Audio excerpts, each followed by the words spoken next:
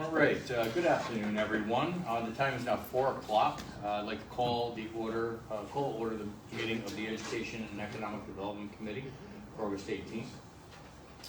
A copy of the agenda for this meeting can be found on the county website under the tab for the legislature. I would ask that everyone please silence your phones and electronic devices. And I ask that you please stand for the pledge of allegiance.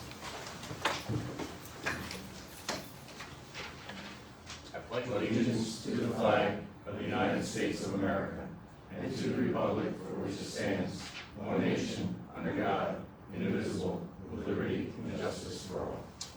Thank you. Kelly, roll call please. Fagion? Here. Lujan? O'Donnell? Here. Riskevich? Here. Sassy? Here. Sierra? Stiganga? Here. Bennett? 6 Here. present, 2 absent. Excellent. Okay, so we have, first on the agenda is Dr. Christine Young, President of Orange County Community College, and Paul G. Martin, Vice President of Administration and Finance, Orange County Community College.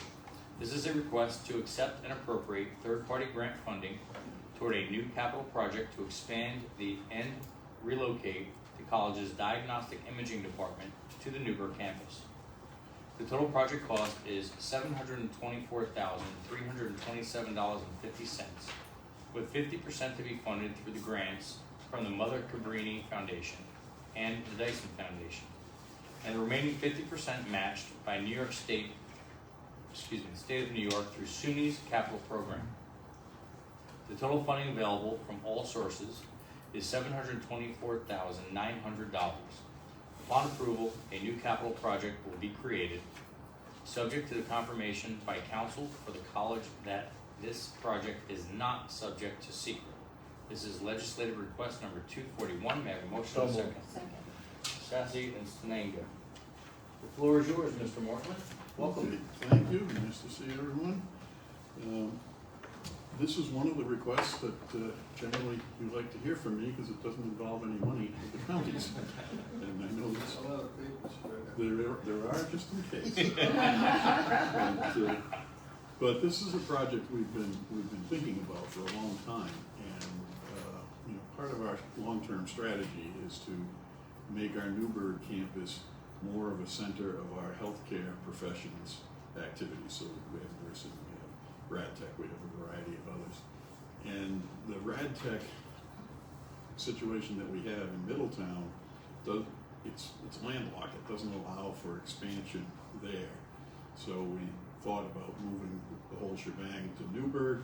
That would allow us to expand and serve more students. This is a program that there's a waiting list for. This is a program that generates very high-paying jobs for our graduates.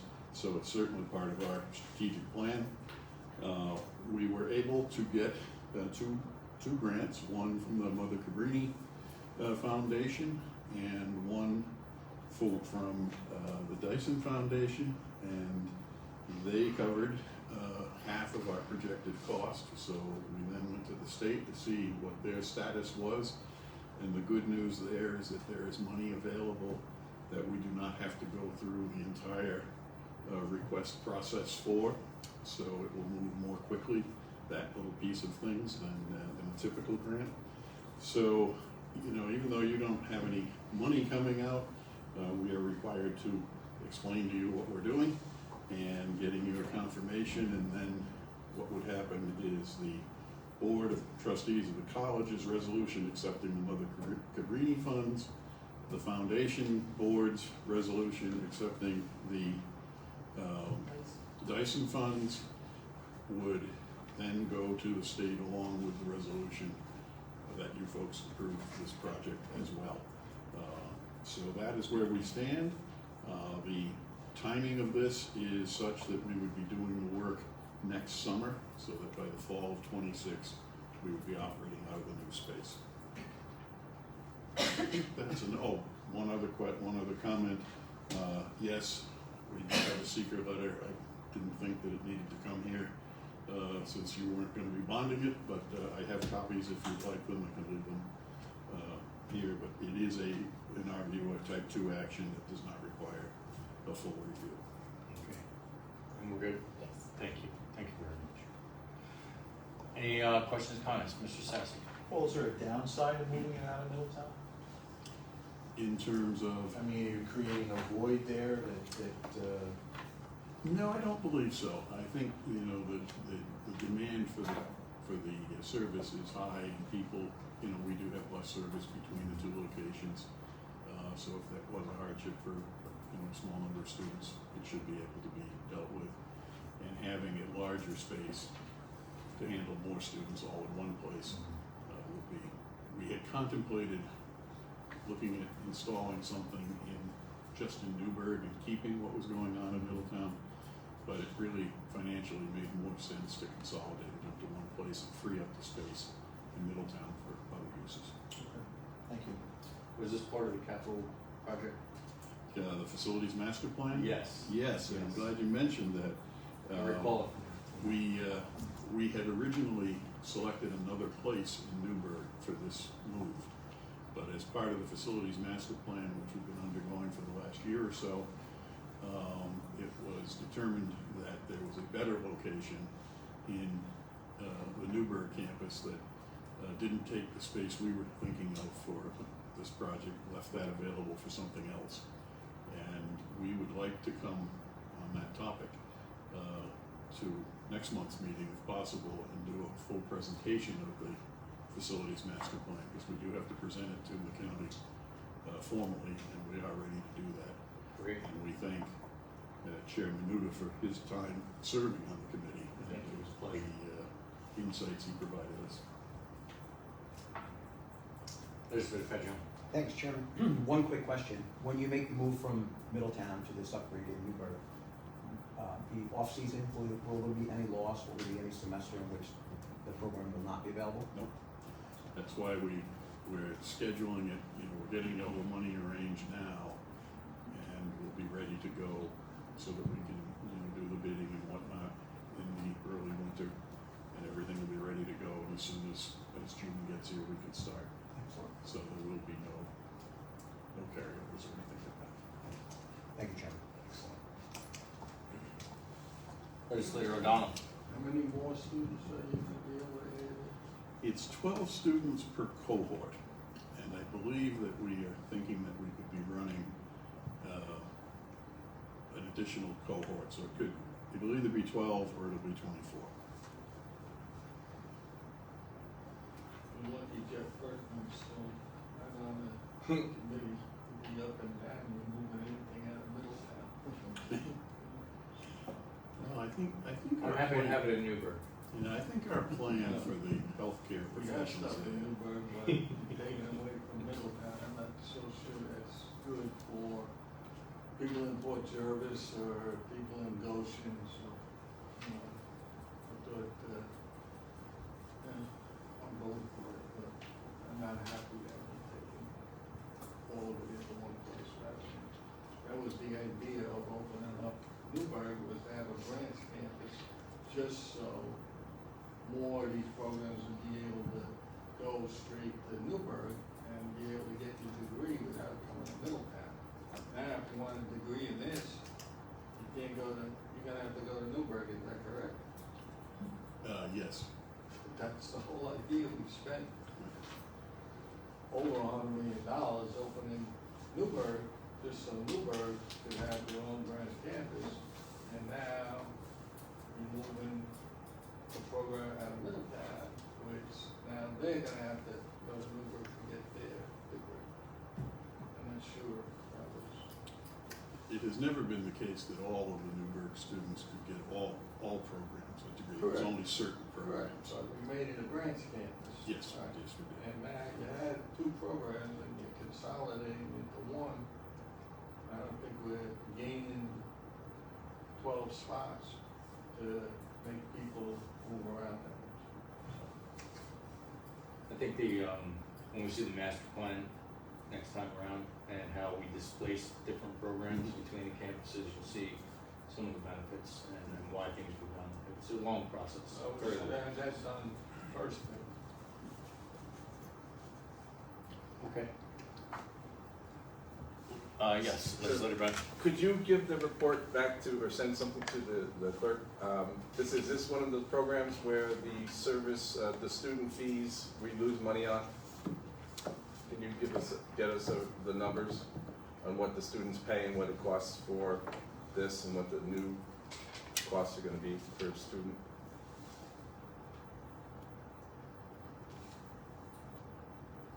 I don't expect you to know off the top of your Yeah, head. I mean, I can tell you it is one of the health professions programs, so it is much more expensive to operate. This in fact is one of the most expensive programs to operate. But I can pull together some information for you. Great, perfect, sir, thank you. Anyone else? Okay. Hearing none, all in favor? Opposed? Unanimous? Thank you very much, sir. Thank you very much. And to come to the meeting to do the presentation of the facilities master plan, does that require a legislative request or just a request? For You're gonna time? need some time for that preparation as far as setting it up in here as well, so my suggestion would be to please contact Kelly and she'll set it up. Okay. All right. Thank you. Thank you all. Alrighty, next on the agenda, we have Connor Eckert, President and CEO of the Orange County Partnership for an update. Thank you. Welcome to the table. Mr. Chair, members of the committee, great to see everyone. Happy to be here. And we're gonna cycle through a brief presentation. I don't wanna be between everybody here in a sunny summer day. So let's get into it. I think my trusty partner Rebecca is gonna go ping the IT gentleman to pull this up. By the way, put your scroll right there. She's Portuguese.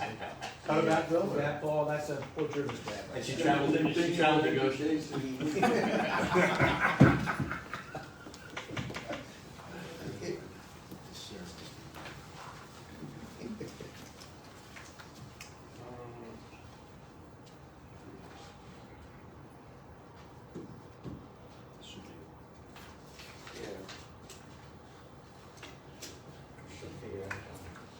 Well, the good news is I'm gonna talk about high-tech economic development today, certainly not IT. This is not Alrighty. our strong suit. Sure.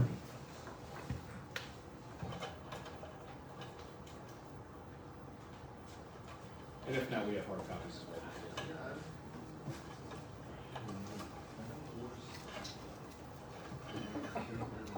Getting better, Jim. So you tapped on the link? Yes. So you should be. You are sharing.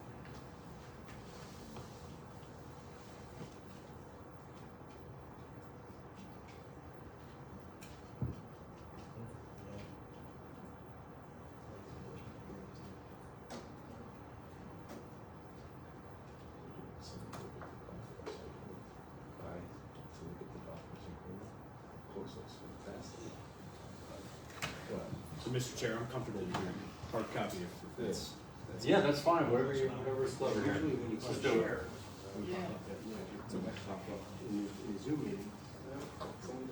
Okay, so let's call an audible and go the old fashioned way, yeah? There we go. All right, so first off, thank you for having me. It's been a pleasure to work with you all over the last couple of years. So this is my first presentation under the guise of being the CEO and president of Orange County Partnership. So I follow a long and illustrious career, Maureen Hallahan, but happy to take the helm and look forward to working with you all for many years to come. So let's get into it. Now I take over during an exciting time in economic development, and I'll direct you to the special announcement page. So a few weeks ago, now 2 weeks, we announced with Governor Hochul and the county executive that a company named Garanet Pharmaceuticals will be investing $46 million in the town of New Windsor, adjacent to Stewart Airport, and will build what will be the largest, what's called chlorhexidine gluconate advanced manufacturing facility in the world. Chlorhexidine gluconate is a critical antiseptic product used in hospitals across the globe. Think when you go in for surgery, the doctor uses a specialty hand sanitizer. It is OECHG, chlorhexidine. and that is manufactured really in India, in pockets of New Jersey, process and R&D. We will be building a 170,000 square foot advanced manufacturing facility with an affiliated 30,000 square foot R&D facility. So it will be the global headquarters for this type of biotech investment on both the manufacturing and the R&D front. And I think it's an important moment for Orange County because we've been talking about R&D and biotechnology for quite some time, and we've always known that we can attract it, but we planted the flag in what is a really a project that's grabbed global headlines as, again, the largest CHG manufacturing facility in the world. And I have to say, I know Paul just presented, SUNY Orange was a critical component of winning this project. Dr. Chris Young was at the table with us, helping attract this company. And I have to say, when you work with a biotech company like this, they're worried about talent. Can I attract talent? And we competed with a state in the Midwest and a state on the West Coast. So they looked at 3 distinct geographies as to where they're going to locate this manufacturing facility. Talent was the key differentiator, and SUNY Orange's ability to train really quality control and quality assurance analysts on the fly, quickly, flexibly, put us to the top of the list. So kudos to the Orange County infrastructure, but also SUNY Orange for helping us win this one. So I'll direct you to the next page on this point of life sciences and biotechnology. We are located in really a dynamic location in the Northeast United States, and when we're competing for these projects, we don't always just sell Orange County, but we're selling the Northeast corridor. We have access to innovation ecosystems like Boston and New York City and Washington, D.C. that are really proven and enriched with biotechnology pharma talent, and that was another key differentiator in winning the Garanted site selection announcement. And it took, it was a year we worked with that company. We were edging out, again, they quickly eliminated the Western state, but then it became the Midwest versus Orange County, New York. And that's where the workforce came in, that's where a proven ecosystem came in. And we're surrounded on this map by, you'll see large names in the pharma space, Regeneron, Pfizer, Strides, GlaxoSmithKline. This is a beacon, and it shows that this region can accommodate that scale of investment, so that was important for us as well. And this company in particular, and many, Regeneron, McKesson, these companies, they're the customers of the manufacturers. So that was another draw for us. We have the customer base within the Northeast. I'll direct you to the next slide, which is Newburgh Central. So in June, we broke ground on a project that I was presented on before, but 700 South Street in the city of Newburgh, and many of you know this as the AstraZeneca site, was a environmental biohazard for many, many years, a chemical dumping site that we worked with a company named Brookfield Properties, one of the largest developers in the country, to cap the brownfield, so remediate it, and then look for how do we reposition the site. Now, of course, it's not positioned for residential, it's not positioned for mixed use or retail. Industrial was really the core synergy. So we broke ground on a 411,000 square foot industrial building that represents an $85 million investment in the city of Newburgh, reclaiming a site that has long been talked about. I think the county executive said, they wrote the obituary on the site is what he said, and he's exactly right. But our team came together, including the county exec, and really pushed this. And it gives us really unique optionality. We're going to build a 411,000 square foot speculative building, so a shell building, with water and sewer, with power. So when we talk to a user like Aramet, who needs speed to market, we have a shell that has optionality. It can be a logistics user, it could be a manufacturing user, but we're bringing the site back to life, and this is all local labor construction as well, so local men and women building the facility. Also broke ground on a smaller project, 146,000 square foot speculative industrial building next to Walgreens on 208 in the town of Montgomery. Another site that has been on the books for quite a long time, but again, being built by local labor construction, public water and sewer, power right off the highway, roughly half a mile to I-84 next to that Walgreens. So another strong site in our portfolio that we're seeing a lot of activity on from both national and then also international companies who want to be in that Northeast corridor, who want to be close to I-84. This site is, this building rather, is a good position for them. So next slide is on foreign direct investment, and this is an emerging trend in our economic development efforts, particularly sparked by, in March, myself, the county executive, Rick Golden, Alan Sorensen, visited Taiwan for the sole purpose of building relationships in the semiconductor and the biotechnology space. Taiwan is a global leader in microelectronics and chip manufacturing and R&D and also life sciences. So that really sparked our efforts to try to bring in foreign direct investment, and a lot of it is sparked by you know, it started when the COVID supply chain crisis really exacerbated some of the issues of localizing supply chains. So the United States remains to be a really competitive place to, you know, you have, for example, right, Europe. We're seeing companies come here from Europe, or look here from Europe, because you see the crisis in Ukraine and Russia, especially with impact on energy prices, geopolitical unrest. Here, there is a degree of certainty that the United States is a strong investment environment, so we have that going for us, and that Taiwan relationship really plays into that. And since then, we've seen a multitude of companies. In fact, Chairman Menuda, you joined us at this table with a delegation from Taiwan not too long ago. Yes. And in this group in particular, they do data centers, they do biotech, and they do equipment for semiconductors. So that's really a key focus for us. Taiwan is home to the semiconductor supply chain. So your front end R&D, and think of like an architect. There are design firms that are designing. Oh my gosh! Think of an architect, a character. Think of an architect, your favorite architect, and you have firms that design the composition of the chip, right? So it's a front end chip architecture firm, right? We'll call it. But then you have equipment manufacturing. Your bulky tools, your small, almost scalpel-like equipment to manufacture the chips, part of the components. So all of that's in Taiwan. Our effort is really to partner with the country and the economic developers to try to bring some of that investment to the United States. And I think the same thing can be said of India. So Garanet is an Indian company. Since that announcement, we've had a multitude of calls from Indian companies looking to invest in the United States. And interestingly, a lot of Indian companies look to northern New Jersey first. There is a mature ecosystem of contract manufacturers, of life science, pharmaceutical manufacturers close to New York City. They're not thinking about the Hudson Valley. But this Garanet project really already changed perception on what the Hudson Valley can be. And you don't realize when you're coming from India that you have Regeneron and Pfizer, and Strides in our backyard. With Garanet, we kind of have not only a cultural icon, but really a case study on we can accommodate foreign direct investment. So that's going to, I think, continue to be a dynamic for us as we move forward in our economic development efforts.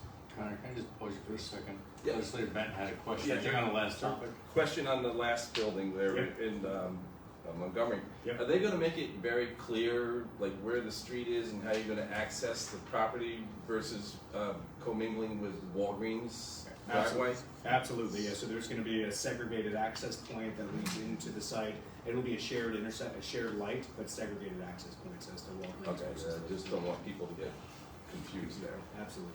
That's a good Okay, question. thank you. Yes, sir. Thank you. So I'll move over quickly to the New York State update. And unique activity across the market. So CFA portal closed on the 31st of July. So the council will be grading those applications, over the next couple months, but it closed. And I think there were a tremendous amount of applications and highly competitive round as expected, but that's good, right? There's velocity in the business community. People are applying for grants. That's what we like to see, improving communities. Mid-Hudson Momentum Fund. So this is the housing-centric fund for the Hudson Valley. It's effectively cash grants for mixed-use projects across the Hudson Valley. Orange County won a project in the last round. It's called the Shaw Building in the city of Newburgh. It's a 25-unit mixed-income, mixed-use project. It's effectively adjacent or really down the street from St. Luke's, the hospital in the urban core. So it's kind of uniquely positioned for healthcare worker housing, mixed use. It's a historic building that's going to be repurposed, and they want a handful of millions of dollars from the state to help repurpose that building. So Momentum continues to be a pretty impactful grant for projects looking to build mixed use. Fast New York. So Fast New York is the shovel ready program appropriated by the state that was just reappropriated for 5 years at $100 million a year. We've won a handful of grants, and in this respect, one for a site in Montgomery that we're working to position as a business park, and the other one is for the Roaston Power Plant to see if we can co-locate advanced industry at the power plant, given the fact that we have, a gigawatt of energy is 1,000 megawatts. On-site sewer treatment plant, access to the river, the rails, so really uniquely positioned site, but Fast helps you seed generic environmental impact statements, so it helps you really pay for your approvals up front so we can offer that speed to market. And lastly, the state of the state came out, and one of the things that jumped out to me that I think we're going to look at is this program called Power Up. So I've talked about it before, but a key differentiator for us on these large manufacturing projects is access to power and power quickly. If you compete with a site in Georgia, they can give you 500 megawatts, effectively overnight, and they'll give you a free site, right? So we're competing with just a different scale of business in other states. So this Power Up program helps us preemptively invest in power infrastructure in corridors that we think we can do manufacturing investments. So that's going to be a key variable for us to push over the next few months. Okay. Sir. So, So, Roston Danscamer was turned down, did not get their state permit, so this is gonna change that? No, not necessarily. So both plants effectively operate as a peaker. So, when it's really hot or really Right, cold, exactly. Danscamer goes, and then Roaston bids the NISO every day. So this isn't replacing the plants by any means, but it's co-locating. So utilizing their infrastructure, their on-site substation, their transmission, their heavy water, their rail, to site uniquely complementary industries. And that could be manufacturing, it could be clean technologies, it could be even quantum computing. Because you have, like when you look at that Roaston site, you've got a substation adjacent, you're serviced by 2 different sets of heavy transmission power, you've got rail. All those fundamentals are kind of unique when you think of like shipbuilding, which is an increasingly popular industry on the eastern seaboard. You think of structural steel manufacturing, you think of even, think of specialty equipment and semiconductors. That mix of infrastructure assets is really interesting. So utilizing that residual land, the 25 plus acres on the Roaston side, to find something complementary. Okay. Thank you, sir. Thank you, Mr. Chairman. Thank you. Good question. So the next slide is what we're calling the Revitalization Roundtable, and we're really excited about this event. So a program of the Orange County Partnership is the Alliance for Balanced Growth, and that's really where we discuss the pertinent issues and topics that we're seeing in planning and community growth. So we've hit on the DEC wetland regulations, we've hit on the CLCPA Energy Act through the state, so really critical issues to our communities that are impacting growth. This time, we're going to have the mayors from our 3 cities on, so Mayor DeStefano from Middletown, Seclise from Port Jervis, and Torrance Harvey from Newburgh, because particularly at the partnership, but really our economic development team, we're seeing dynamic and diverse activity across our 3 cities. I mean, probably north of $500 million of investment across our 3 cities. I mean, in Newburgh, you're seeing industrial investment, you're seeing hundreds of units of mixed income, affordable housing. In Middletown, we have great industrial sites, we have buildings that we're actively talking to advanced companies with the mayor.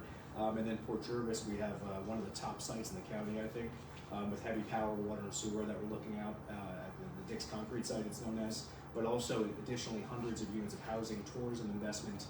So really unique activity across the 3 cities, and the mayors will really share their perspective on what's working, what didn't work, key funding sources they need to tap into, an outlook for the city, direct economic development, but really adjacent development as well.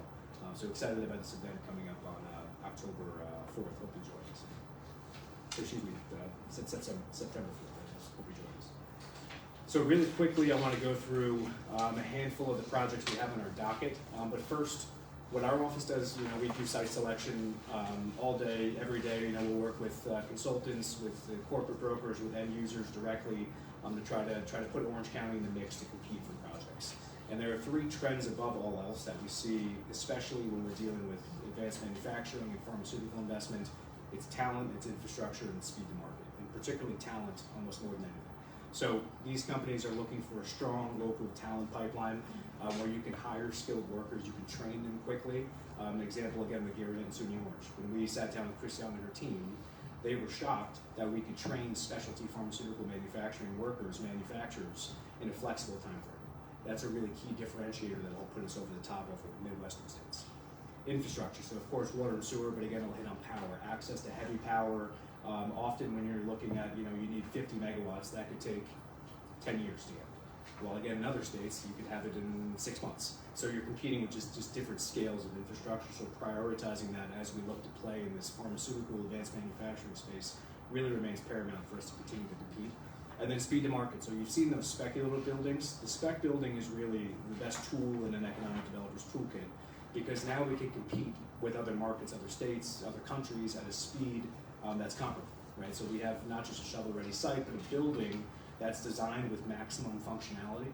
So again, we can attract a manufacturer, we can attract a logistics provider, we can attract R&D, because we really have a shell with infrastructure, with access to major highways, and that's a speed to market that few communities can offer. So it's talent, it's infrastructure, and speed to market really driving a lot of our site selection efforts. Now we'll quickly go through a few of the projects that are on the docket. You'll notice they're codenamed. Other than the first one, which is Aeronet. went through the story, highly competitive site selection request and requirement, and again, collaboration with higher ed, with county gov, with the town of New Windsor, with the state of New York, to win this highly competitive project. But we're looking at 100 high-skilled, I'm not gonna call them jobs, I'm gonna call them careers. These are the type of jobs where, we have, kids who are leaving Orange County, going to college, and they wanna come home, but often it can be difficult to find a job. This is the type of company where we can have engineers, we can have biotech specialists, chemists come and work out on the manufacturing and the R&D side. So this is going to be, I think, again, a way to not only combat this brain drain phenomenon, but create well-paying careers, and also spark Stewart Airport. So this is going to be international activity. It's international news. We have people talking about Stewart in a different light. So I think Garanet kind of has all of these unique fundamentals to help push us into the next generation of economic development projects. The next project is a food manufacturer, codenamed Project Orleans. So this is another international company looking to domesticate a Northeast manufacturing facility. They're looking at the Hudson Valley in New Jersey, but also adjacent states like Pennsylvania and Connecticut. 50 to 100 acres. Now this is a rail requirement. The food groups, they often like rail, that multimodal, where you take in raw material, you do your processing, and then you either utilize the rail to send it to your final markets, or use a truck to get it to direct to the customer. But we're looking at generally moderate power, so like 5 megawatts. 5 megawatts is doable for us. Public water and sewer, but this is another manufacturing project, advanced manufacturing, 90 jobs. But the key differentiator here, these are 90 very high-paying technical manufacturing jobs. Project Test Tube, this is a smaller square foot requirement, but a high impact nonetheless. This is an R&D laboratory from the Midwest that's looking to expand in the Northeast. They do specialty testing for cannabis ag products and pharmaceutical products.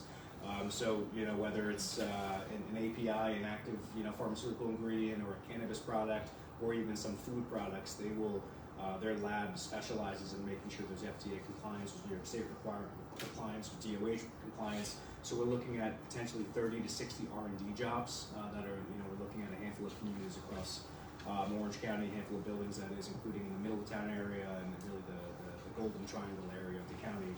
Smaller square footage, but again, high impact, and then chemistry, biotech, adjacent industry that we want to support. And we also do expansions. So the first expansion you'll see is a company that I think, we all know has been in our backyard for quite a long time, Project Balchem. So this was codenamed Project Dairy that I reported on maybe a year or two ago. It was named Project Dairy because it started off at a dairy farm. Here I am thinking there, I told them, when you came in as dairy, I thought there were yogurt manufacturers or some sort of milk processing. It was certainly not the case. It's nutraceutical processing and advanced R&D. So this is a company that is operating out of a Slate Hill facility. It's, they came here in 1967, outdated facility, which sparked a retention issue. So this is really the backbone of what we do. Our staff is, knocking on doors of longtime employers. We're meeting with facility managers. We're making sure that we're mitigating any companies looking to pick up and leave Orange County. And also supporting them whether they need to hire people, whether they need to connect their resources to invest in their facility. So this was an example of a company who said, hey, we need to find another site, or we're going to look at competitor states. So they were looking at sites in Pennsylvania and elsewhere, and we ended up working with them for the better part of a year, and sited them on a shovel-ready site in the town of Walk Hill that will retain the existing jobs at the facility, but also pave way to bring back R&D that they've been offloading for many years. So they've been sending their R&D to the Midwest, they've been sending it to the South where they have other facilities. This will really be a global hub for nutraceutical R&D in the town of Walk Hill. And they're going to invest $36 million to remain in Orange County and really invest in their future. So a company that started here, went publicly traded, scaled across the country, is now investing back in Orange County some, 25 plus years ago. So a good story to retain an existing company. We have a project called Project Keepsake. This is a package manufacturer that we've been working with for many, probably around a year now. They have an existing presence in the Hudson Valley. By siting them on a building in the market, we would retain their existing 400 Hudson Valley jobs and create an additional 250 manufacturing jobs. So this is one that I think we're close on, that we've been working on for, again, almost the better part of a year. But you'll see the key theme is a lot of manufacturing, a lot of food, a lot of pharma, really exciting, high-impact sectors we've been cultivating for quite a while. It's starting to really populate now. And then lastly, Freund's Fish. So this is a advanced fish food manufacturing facility, an R&D facility in the town of Walk Hill on Crystal Run Road. We're working with them on a 25,000 square foot expansion that'll pave way for additional R&D, additional manufacturing, cold storage capacity. We're looking at maybe 20 new jobs in the town of Walk Hill, but again, manufacturing of really unique, regulated, fish-oriented snack food products that are consumed across the country. So to conclude here, and then certainly happy to answer any questions this year, what's next? So expansion into international markets is, I think, a critical moment for Orange County. We're building relationships in Taiwan. We're building relationships in India. We're building relationships in Germany, particularly for the advanced packaging and the semiconductor space. But this area of New York has a moment, an opportunity to attract advanced manufacturing. We're seeing opportunities that perhaps we haven't seen before in biotech and semi and food.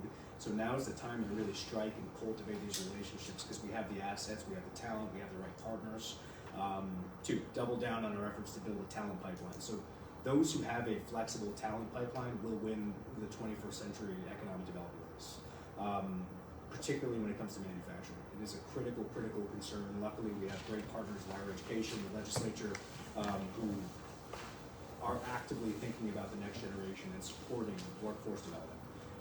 3 is we just have to remain nimble because things are changing in the macro every day. What happens in Europe is actually directly impacting our economic development efforts locally, which is amazing to see how it distills locally, but it's leading to new opportunities, new relationships we just have to remain open to.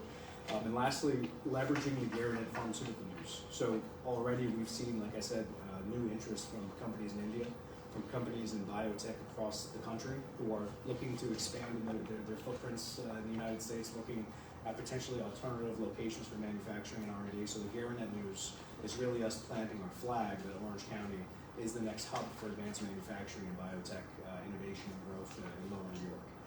So really critical opportunity for us. And with that, I'd be happy to answer any questions, but thank you for having me. Really excited to be here. Thank you. Anyone? Councilor Sessa. Connor, thanks, great presentation. A couple of quick questions. You mentioned a word that makes people very nervous, including myself, so speculative. Sure. People are panicking, they're seeing warehouses going up, all speculative. How confident are you that those will be filled? It's a great question. Yeah, so, we have a handful of speculative projects, shell building projects that are advancing in the market. And when you look at speculative projects that are over 150,000, at or over 150,000 square feet, all of them have been leased, either pre-leased or immediately leased following delivery. So you look at your Class A vacancy is low. You've got good tenant velocity, meaning you've seen a lot of active requirements. And you're seeing marquee tenant activity from groups like Tesla and Amazon and Balkan. So it's good activity, but I think when you look at the data points of low Class A vacancy of new construction deliveries, plus you look at the Rolodex of tenants that have been signed of recent, you look at escalating rents, which is good because there's competition for buildings. Pretty confident they're going to be leased, and particularly these modern buildings. You're seeing issues when you have an older building that perhaps has lower ceilings and the column spacing isn't right, or maybe the circulation is wonky. That's where you see tenants really pop up and start to have some concerns. But these new Class A modern facilities, we see very limited issues having them leased or sold. Okay, I just wonder if there are any local stats on that. Yeah. If you go down to South Jersey, towards Cherry Hill area, Sure. ton of empty warehouses for lease. I mean, it's been for years. Yeah. And I don't want to see Orange County become South Jersey where Absolutely. for lease. Absolutely. Speculative. Absolutely. I mean, 1784, it's a hot corridor. We all see the traffic on the roads, I get it. You also mentioned local labor, and I know Bill Fioravanti's here too. That comes up too. How do we know it's local labor? Do we have a mechanism in place? Oh, we have local labor, which we all like to hear as elected officials, but how do we know they're local labor? They're not coming in from Pennsylvania, New Jersey. It's a great question. I'll call on my days. Recovering IDA practitioner. I ran the Montgomery IDA in a past life. So the way it generally works with IDAs is they hire a local labor consultant. So it's a third-party consultant who is effectively checking licenses throughout the jobs, the portion of the job, but also there could be a certified payroll. So there is a really stringent reporting requirement. to meet that 85%, and if you don't, then there are capture provisions. But I know the Orange County idea is hyper aggressive on that as well. Yeah, no, we want obviously local people to be Absolutely. Like I said, virtually all the IDAs have a local labor policy, so Okay. they're doing the same Yeah. thing and hiring similar Great. monitors that we do. Okay. And lastly, I know Bill, I've already approached, I'm gonna approach you as well. We have a housing task force. Where are these people gonna live? It goes to that point of talent. You know, when every advanced manufacturing project we're working on right now, the question comes up. It's labor. It's how am I going to attract my talent? How am I going to retain my talent? Yeah. And it becomes a question of the quality of life amenities. And housing is a Can they great afford piece. it? Can these jobs afford the housing? Can they afford it? And is there ample supply to Right. absorb? We need that, yeah. Absolutely. Thank you. Thank you. Anyone else?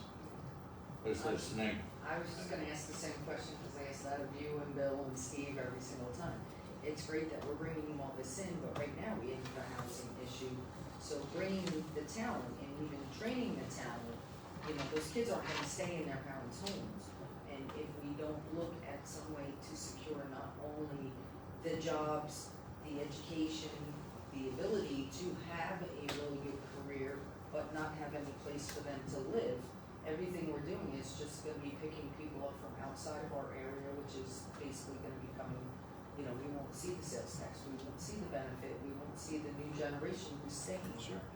So are we doing anything as far as that to work with any other organizations that could coincide and, you know, collaborate to look at possibilities of that? I know I've mentioned some of the big businesses maybe putting, you know, in the corner you know, 1-bedroom little apartment building that would at least get them started and know that they can move into the community at some point, but they would be starting there and it would be part of an incentive for not only, you know, getting the job, but someplace to live so that they could move and become part of it. You're exactly right. I mean, it's a critical business attraction and retention tool. It really is. And I think, you know, at least the housing project we're involved with in Port Jervis, in Middletown, and Newburgh, they are showing, you know, they're including amenities that the town wants. So you have unique design, you have 1 and 2 bedrooms, you have the coffee shop on the first floor, you're connected to the urban core, so there's walkability, and there's kind of a unique mixed income structure where it's like 40% AMI, 60% AMI, 80% AMI, so you're hitting kind of these diverse, you know, income earners. So I think these are models that work, and then you look in the town of Newburgh and the town of Waukegan, we have some market rate activity, see opportunities at the Middletown Mall, that is the Galleria, for housing in the parking lot, co-located with the mall, so activating these retail asset.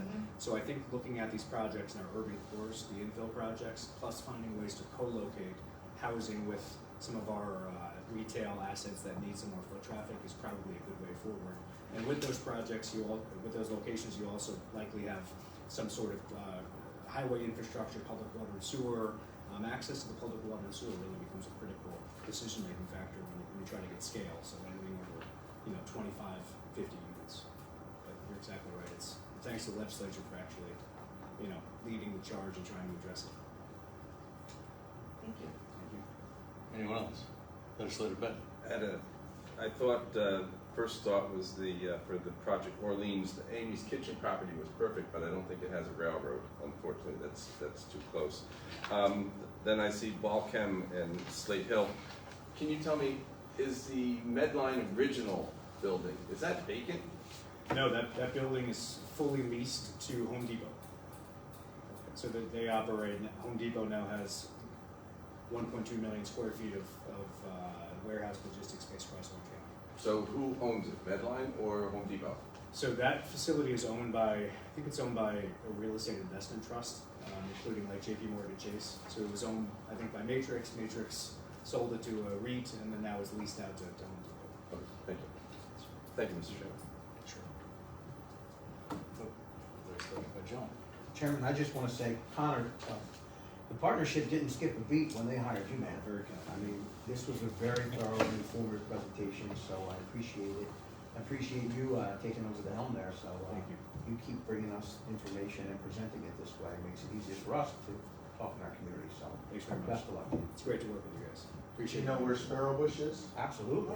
Good. We just talked about it. We just talked about it. We're gonna do a field trip. They got UFOs up there too. So I like to hold my comments to the end, see if everybody covers stuff. The only question I have is with regard to the jobs that are coming in. Are those jobs that are coming in, are those people will be migrating or relocating here? Or is there, obviously we work with SUNY Orange, which I'm very happy to hear that there's that synergy now. But are we going to be looking at talent that's already here, that these companies are coming in to hire? That's my main concern there. My second question is with regard to housing, in that spec buildings are great, but if we don't have the housing component of it, you know, there's the old Ford model, right? So Sure. these things are coming back. So my question, those are my two questions. Yeah, so on the talent front, I think our primary objective is certainly to train people locally, upskill people locally, and then tap into our higher ed ecosystem, so the manufacturing talent is being produced locally. And that's really, I think, driven in part by SUNY Orange. It will be, because we're gonna build this specialty program that's aimed specifically at Garrett's need in the pharmaceutical sector, but kind of broadly manufacturing skills in addition. So building that local pipeline. Now, I'm sure there will be some attraction of talent outside of the community, but the bulk of the labor, our goal is to be trained locally, and then we'll have people upskilled and/or people who are looking to look at career transitions. You look at people who are underemployed, who might look for a manufacturing job and need specialty training. That's really where we come in and train the local community, in addition to keeping our talent who goes away to college, who's looking for jobs in the market, who sees that we've got well-paying advanced manufacturing pharma jobs now in New Windsor. That's the type of local talent we'll keep, we'll train, we'll attract. And then there certainly will be some people from outside of the area. But with that, comes new wealth, it comes new activity in the community, so I think it's a mix of both. And then question number two I'm with you. I think housing certainly needs to, the synergies between housing and job creation are really hand in hand. Now, we cannot attract sophisticated companies that want to create 100, 200, 500, 1,000 jobs without being able to showcase where these people are going to live. So, on the Ford model in particular, you're talking about the co-location of housing and industrial. Sure. Yeah, I think it's a model, and I think looking at these live, work, play type communities at scale makes a lot of sense. So you have your manufacturing and/or your advanced manufacturing R&D. You have some retail amenities, then you have housing somewhere within a business park or a bus business park. I think it works because from a talent perspective, again, people want to walk to work, they want to bike to work, they want the multimodal options, they want retail options. So I think looking at these larger sites and then master planning for mixed light industrial, mixed residential with some open space component is attractive not only to the talent but also to companies who are worried about attracting talent. If we can attract a pharmaceutical R&D operation to a campus that is already planned to have a housing component and mixed use, I think it really sets us apart when we go after companies like Regeneron or Pfizer who have options across the country, and talent becomes that really key differentiator. So I love that concept. And it's a win-win for everybody. Absolutely. Thank you, Con. So that's all I have for today. Anyone else? If not, thank you very much. Appreciate the presentation. Sorry for the glitch that we just had with the computer. And I'll take a motion to adjourn. So moved. Thank you all very